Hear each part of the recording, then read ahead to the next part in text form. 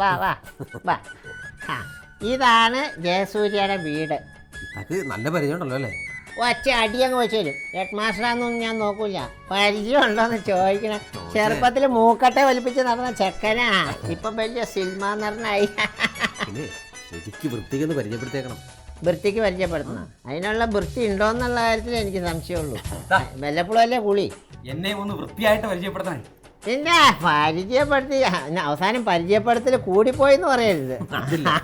ഒന്നും പേടിക്കണ്ട, ഞാൻ എല്ലാം റെഡിയാക്കി തരാം. പിന്നെ നമുക്ക് 7-ാം തീയതി അല്ലേ പരിപാടി? 7-ാം തീയതി പിന്നെ ഉദ്ഘാടനത്തിന് നമ്മൾ വിളിച്ച് തരും. പക്ഷെ ഉറപ്പുള്ളതുകൊണ്ടാണല്ലോ ഇത്തന്നെ കൊണ്ടുവന്ന് നമ്മളെ കണ്ടോലെ കണ്ടോളണം. വാ വാ വാ വാ വാ വാ ഇപ്പൊ ഞാൻ വിളിക്കാം. മോനെ ജയസൂര്യ. ഹലോ. വണ്ടി വന്നോ? വണ്ടി വന്നിട്ടുണ്ട്. അതല്ല ലൊക്കേഷനിലായി. ആ ലൊക്കേഷനിലേക്ക് പോകാൻ. അതല്ല ഞാൻ ഇവിടെ പറഞ്ഞ. ഞാനിവിടെ പറഞ്ഞ. ഞാൻ വിളിക്കാം. ഞാനിവിടെ പറഞ്ഞ. ഞാനിവിടെ പറഞ്ഞാന്നേ. ഇവിടെ പറഞ്ഞ. ശരി. അപ്പം വണ്ടി വന്നിട്ടുണ്ട്. അതല്ല എനിക്ക് ആരാന്ന് മനസ്സിലായില്ല. ഇവന്റെ തമാശ. ചെറുപ്പത്തില് ഇവൻ ഇങ്ങനെയാ. തമാശയുടെ കാര്യത്തിൽ ഇവന് പെട്ടാൻ ആരും മനസ്സിലായില്ല. ഞാൻ പരിചയപ്പെടുത്താം. ഇതാണ് നമ്മുടെ ഗോപാലകൃഷ്ണപിള്ള സാറ്. അതായത് ഗോവിന്ദപിള്ള സാറെന്നാണ് പേര്. ഫേമസാ. അതുകൊണ്ട് അറിയില്ല. പുള്ളിയുടെ കാര്യം മെയിനായിട്ട് പുള്ളി ഫേമസ് ആവാൻ കാരണം പുള്ളിയുടെ കല്യാണത്തിന് ഫസ്റ്റ് നൈറ്റ് ആദ്യ രാത്രി തന്നെ കെട്ടിയോള് ഇട്ടേച്ചു പോയി. അയ്യോ എന്താ? ബിക്കോ? ബിഗ് വെച്ചല്ലേ കെട്ടിയോളെ പറ്റിച്ചത്. അത് കഷണ്ടി തന്നെ കെട്ടിയോള് ഇത് രാത്രി കണ്ടുപിടിച്ചു. അത് കഴിഞ്ഞിട്ട് പറയണ്ട എനിക്ക്. അല്ല ഇനി മറ്റേ ഇങ്ങനെ പരിചയപ്പെടുത്താം. ഞാൻ കല്യാണം കഴിച്ചാണോ? ഇല്ല പറയട്ടെ. അവന് പരിചയപ്പെടുത്തിയില്ലെങ്കിൽ എനിക്ക് ഇഷ്ടമല്ല. എല്ലാ ഡീറ്റെയിൽസും അറിഞ്ഞിരിക്കണം. അവന്റെ നിർബന്ധമാണ്. അതെ, അവനിക്ക് സിനിമാ നടന്മാർക്ക് വെറുതെ ചുമ്മാ അണ്ടൻ അടകോളം ജമ്മാഞ്ചേരി പൂത്തിനടുത്തൊന്നും പരിചയപ്പെടാം എന്നൊക്കെ പറയട്ടെ. അപ്പൊ ഇതാണ് നമ്മുടെ സ്കൂളിലെ മാനേജർ ഭാസ്കരൻ നായർ. പുള്ളിക്കാരന്റെ സ്കൂളിൽ ടീച്ചർമാരൊന്നും നിൽക്കൂല. അറിയാലോ എന്താ കാര്യം, ശമ്പളം കൊടുക്കൂല. ഓക്കെ, അതല്ല അതൊക്കെ എനിക്ക് ഇവരെയൊക്കെ മനസ്സിലായില്ല. ആരെ?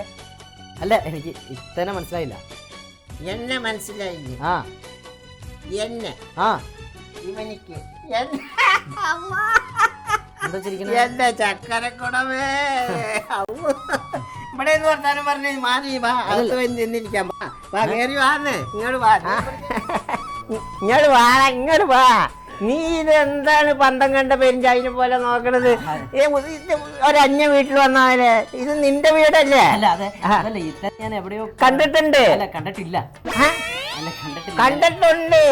എന്റെ മോനെ എനിക്ക് എന്റെ ഇത്ര ഓർമ്മയില്ലാത്ത ഈ സിനിമാ നടന്മാരായി കഴിഞ്ഞാലേ സിനിമയുടെ മായക ലോകത്ത് പോയി കഴിഞ്ഞാൽ ഒക്കെ മറക്കും. ഞാൻ മറക്കുന്ന ഒരാളൊന്നും. റോമയുടെ ഒക്കെ കൂടെ അല്ലേ അവന്റെ കളികൾ കാര്യങ്ങളൊക്കെ. അപ്പൊ കുറച്ച് പറയൊക്കെ ഉണ്ടാവും. പെണ്ണുങ്ങളെ അല്ല അത് മാസികയിലൊക്കെ കാണാനല്ലേ നിങ്ങളൊക്കെ കെട്ടിപ്പിടിച്ചൊക്കെ. അതെന്താണെന്ന് അറിയത്തത്, ഒരു നായികയുടെ കൂടെ 2-3 പടങ്ങൾ അഭിനയിച്ചു സ്വാഭാവികമായിട്ട് ഈ പറഞ്ഞതുപോലെ ഗോസിപ്പും കാര്യങ്ങളൊക്കെ ഉണ്ടാവും. അതല്ലേ, അപ്പം നിനക്ക് ആശുപത്രിയിൽ പോയി കൂടെ മോനെ? ഈ ഗോസിപ്പ് വരുമ്പോ ഏതെങ്കിലും നല്ല ചികിത്സ ചെയ്യണം. ഈ പ്രായത്തിലും ഇങ്ങനെ ഗോസിപ്പൊക്കെ വന്നാലേ പിന്നെ ക്യാൻസറായി. അത് കുറിച്ച് പറയണ്ട. ഇതൊക്കെ പറഞ്ഞു അതെ ഗോസിപ്പ് എന്ന് പറഞ്ഞിട്ടുണ്ടെങ്കിൽ അതല്ല. മനസ്സിലായി. ഇതൊക്കെ ഇപ്പൊ പുറത്തു പറയാൻ കൊള്ളാത്ത അസുഖങ്ങളാണ്. ഞാൻ ഒരു കാര്യം പറയട്ടെ. നിനക്ക് സിനിമയിൽ ഇങ്ങനെ നടന്നു വെള്ളം കിട്ടണ്ടോ മോനെ? വെള്ളം കിട്ടുന്നുണ്ട്, അവിടെ നിന്ന് കിട്ടുന്നുണ്ട്. പൈസ പിന്നെ എന്ത് കിട്ടും? എന്തിനത് അതൊക്കെ ചോദിക്കണേ? പെണ്ണുങ്ങളെ ടാക്സ് അടച്ച് തീരാറായതല്ലേ, ഇപ്പോഴും നാണം മാറിയിട്ടില്ലേ? എനിക്ക് ഈ പെണ്ണുങ്ങളെ സിനിമയിലും കണ്ടിട്ടില്ലേ, പെണ്ണുങ്ങളെ പിന്നാലെ തന്നെ നടക്കും. അപ്പൊ മോനെ വല്ല കിട്ടുമോ? പൈസ കിട്ടൂതാ. ഒരു കിട്ടും. എന്ത് കിട്ടും പറ? 10-15 രൂപ കിട്ടും. 15 രൂപ. ഇവിടെ തോട്ടി വറക്കാൻ നടക്കണവന് കിട്ടണ്ടല്ലോ 150 രൂപ ഡെയിലി. നീ എന്തിനാ ഈ പണിക്ക് പോണേ? നിനക്ക് അതല്ല ഇത്താ, 10-15 ലക്ഷം 10-20 ലക്ഷം രൂപ കിട്ടും. എത്ര സിനിമയ്ക്ക്? എന്തോന്നത് ഒരു സിനിമയ്ക്ക്? 15 ലക്ഷം. ഒരു സിനിമയ്ക്ക് 15 ലക്ഷം രൂപയോ? അത്രയൊക്കെ കിട്ടുമോ? പിന്നെ അത് വലിയ ഇൻഡസ്ട്രി അല്ലേ? അതല്ലേ. പിന്നെ ഞാൻ എൻ്റെ കെട്ടിയോനോട് എപ്പോഴും പറയും, മോനെ ഈ മീൻ കച്ചവടം നിർത്തിയിട്ട് വല്ല സിനിമയിലും അഭിനയിക്കാൻ പോകുന്നു. കേൾക്കൂലേ? അതെ അല്ലേ. ഹലോ, ഞാനിപ്പോൾ തന്നെ ഇറങ്ങും സാർ. ആരാ മമ്മൂട്ടിയാ? മമ്മൂട്ടിയാണ്. എന്താ മമ്മൂട്ടിനെ മാത്രമേ സാറിന് വിളിക്കാൻ പറ്റുള്ളൂ. നമ്മൾ ഈ ലോകത്ത് എല്ലാവരും എത്ര വലിയവരാണെങ്കിലും ഒരാളെ സാറിന് വിളിക്കും അല്ലേ? എന്റെ മൂത്ത മോനെ എല്ലാരും സാറിനാ വിളിക്കുന്നത്. അവന്റെ സ്വഭാവം അനുസരിച്ച് ആരും വിളിക്കൂല. എന്താ പേര്? അതുകൊണ്ട് ചെറുപ്പത്തിൽ അവന് പേരങ്ങ് ഇട്ടു, അൻസാർ. അപ്പൊ പിന്നെ എല്ലാവരും സാറെന്ന് വിളിക്കും. അവന്റെ സ്വഭാവം അനുസരിച്ച് ആരും വിളിക്കൂല. ശരിയാ, ഏത് ജയിലിൽ പോയി കിടന്നാലും അൻസാർ സാറെന്ന് ആരും വിളിക്കൂല്ലോ. അപ്പൊ അതുകൊണ്ട് ബുദ്ധിപൂർവ്വം എന്റെ കെട്ടിയോനിട്ടതാ. നീ ഈ സിനിമയിൽ ഈ പെണ്ണുങ്ങളെ തൊട്ടൊക്കെ അഭിനയിക്കണ്ടല്ലോ, അതെ, അത് ശരിക്കും തുടർന്നതാണോ? പിന്നെ ശരിക്കും തൊട്ടൊക്കെ അഭിനയിക്കേണ്ടി വരും. അതെ അതെ. ഈ റോമേനെ സമ്പ്രദായനെയൊക്കെ നീ ഇങ്ങനെ തൊടുവോ? പിന്നെന്താ? അപ്പൊ നിന്റെ കെട്ടിയോക്ക് ബുദ്ധിമുട്ടില്ലേ? എന്ത് ബുദ്ധിമുട്ട്? അവർക്ക് അറിയാലോ അത് അഭിനയമാണെന്ന് അറിയാലോ, അത് പ്രൊഫഷണൽ ജോലിയല്ല. അപ്പൊ കെട്ടിയോമാർക്ക് ബുദ്ധിമുട്ടില്ലേ? കെട്ടിയമാർക്കാ? ഈ നടിമാരുടെ കെട്ടിയോമാർക്ക്. ഇല്ല, അവര് കെട്ടിയിട്ടില്ല. കെട്ടിക്കഴിഞ്ഞാൽ ചിലപ്പോൾ കുഴപ്പമാകും. അല്ല ഞാൻ ചോദിക്കട്ടെ, അപ്പൊ ഈ ഇടിസീനിൽ എങ്ങനെയാ നിങ്ങൾ തൊട്ട് ശരിക്കും ഇടിക്കും? അയ്യോ, ശരിക്കും ഇടിക്കണേ, അത് ജസ്റ്റ് ഇങ്ങനെ, അത് അഭിനയം. അത് ശരി, ഇടിസീനിൽ നിങ്ങൾ തൊടൂല. അപ്പൊ പാട്ട് സീൻ വരും, നായികമാരാകുമ്പോ തൊടുവൻ പിടിക്കുകയൊക്കെ ചെയ്യും. ഇവരാള് കൊള്ളാല, അമ്പടം മിടുക്കന്മാരെ. മനസ്സിലായി. മക്കളില്ലേ? മക്കള് അയ്യോ, ഒരുത്തരുണ്ട്. അതല്ലേ, എന്ത് ചെയ്യണം? അവൻ അവിടെ ഇരുന്ന് TV കാണണം. ഇപ്പൊ പിള്ളേർക്കൊക്കെ TV ആണല്ലോ. അതേ മോനെ, മറ്റേ ചാനൽ കാണിക്കില്ല കേട്ടോ. A കാണിക്കാം, B കാണിക്കാം, മറ്റേ F കാണിക്കല്ലേ. എന്നിത്താ പണി കിട്ടിയതാണ് കഴിഞ്ഞ ദിവസം. പറഞ്ഞപ്പോഴാണ് ഓർത്തത്, ഈ ചെറുക്കൻ ഞാനിരുന്ന് TV കണ്ടോണ്ടിരിക്കുകയായിരുന്നു. TV കണ്ടോണ്ടിരുന്ന് ഇങ്ങനെ ഓരോ ചാനൽ മാറ്റിക്കൊണ്ടിരുന്നു. പിന്നെ തൊട്ടടുത്ത് ഞാൻ നോക്കിയ വൈഫും ആരുമില്ല, കൊച്ചുമില്ല. അപ്പൊ ഞാൻ വെറുതെ നമ്മുടെ F ചാനലുണ്ടല്ലോ, F ചാനലിട്ട് കണ്ടോണ്ടിരിക്കുകയാണ്. കണ്ടോണ്ടിരുന്നപ്പോ ചങ്ങാതി കയറി വന്നു. മോൻ കയറി വന്നു. ഞാൻ പറഞ്ഞു, മോനെ അത് ഒന്നും ചെയ്യാൻ പറ്റണില്ല, കാരണം ഇതെന്തോ ബാറ്ററി ആണോ എന്താണെന്നറിയില്ല, അത് മാറ്റാനും പറ്റുന്നില്ല, ഗുലുമാലായിപ്പോയി. ഞാൻ പറഞ്ഞു, മോനെ അത്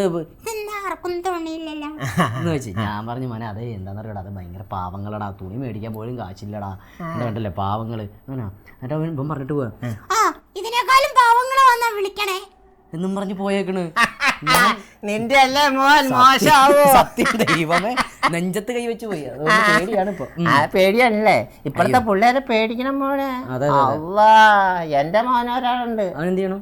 അവനെ നീ അറിയുമായിരിക്കും, ഈ സിനിമയിലെ ജൂനിയർ ആർട്ടിസ്റ്റ് സപ്ലൈ ഷുക്കൂർ. അത് ശരി, ഷുക്കൂറിന്റെ ഉമ്മച്ചിയാണ്. ഒറ്റ പൈസ ഷുക്കൂറിന്റെ. ഇപ്പളാ ഇവര് മനസ്സിലായിരുന്നു. അത് പറ, നമുക്കെന്നാ പുറത്തിരുന്ന് സംസാരിക്കായിരുന്നു.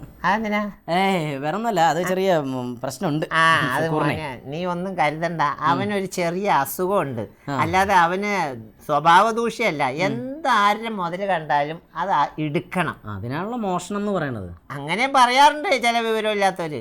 ഇതൊരു അസുഖമാണ് മോനെ. ഇത് അസുഖം, അത് എന്താ കിട്ടേണ്ടത് കിട്ടുമ്പോഴത്തേക്ക് ശരിയാവും. ഇല്ല, എനിക്ക് കുഴപ്പമൊന്നുമില്ലോ അല്ലേ? കുഴപ്പമില്ല. ഓക്കെ. അപ്പൊ അല്ല, വേറെ ഇപ്പൊ ഈ ഇവനെന്താ ചെയ്യണേ? കുറെ അവൻ മാത്രമേ കല്യാണം കഴിച്ചു, എന്നിട്ട് 2 വർഷം കഴിഞ്ഞപ്പോ ഉപേക്ഷിച്ചു. അയ്യോ, എന്തുറ്റി? ഒരു ചൈനക്കാരീനെ കെട്ടിയത്. ചൈനയുടെ പ്രോഡക്റ്റ് മാക്സിമം 2 വർഷം മോനെ, അതിൽ കൂടുതലൊന്നും ഉപയോഗിക്കാൻ പറ്റില്ലല്ലോ. കല്യാണം സ്ത്രീധനം കിട്ടിക്കാണും. പക്ഷെ എവിടെ, ചൈനയുടെ സാധനമല്ലേ, 66 രൂപ 50 പൈസ സ്ത്രീധനം കിട്ടിയതാ. എന്തിന്? അവന്റെ അനിയൻ പഠിക്കൂട്ടാ, ഒരു പുതിയ കോഴ്സിന് വിടാൻ പോണ്ട്.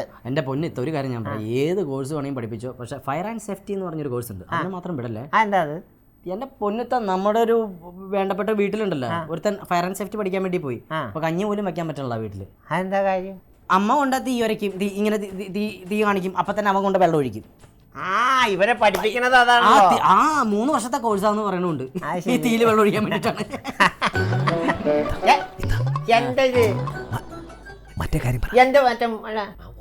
ഇതൊക്കെ ആരാണ്? എനിക്കറിഞ്ഞൂടാ. നിങ്ങളൂടെ വന്നത്? ഞാൻ മറന്നുപോയി. എന്തൊരു മറവിയത്. അതെ, നമ്മുടെ സ്കൂളിലെ വേണ്ടി. അപ്പൊ ഞാനേ മറ്റതങ്ങ് അടിക്കാം, അറ്റ കൈക്ക്. അതായത് ഒരു സന്തോഷ വാർത്തയുണ്ട്. ഈ വർഷത്തെ ഏറ്റവും നല്ല നടനുള്ള അണ്ടിപ്പുള്ളിക്കാവ് ആർട്സ് ആൻഡ് സ്പോർട്സ് ക്ലബിന്റെ അവാർഡ് ജയസൂര്യക്ക് കൊടുക്കാൻ ഞങ്ങൾ തീരുമാനിച്ചിരിക്കണു.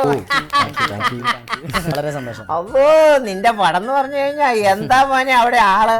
നിന്റെ ആ പടമില്ലേ നന്ദനം, എന്തായിരുന്നു കലക്കി. അത് കഴിഞ്ഞ് ബന്ധനം, പിന്നെ ചിത്രം, മുഖചിത്രം, പിന്നെ അത് സാഗറിയിലേക്കാക്കി, പിന്നെ വന്നില്ല ഇപ്പൊ പുതിയ മോന്ത. അല്ലോ എന്താ കലക്കി. ഹലോ എന്റെ പൊന്നിത്ത, അതിലൊന്നും ഞാനില്ല അതിലൊന്നും.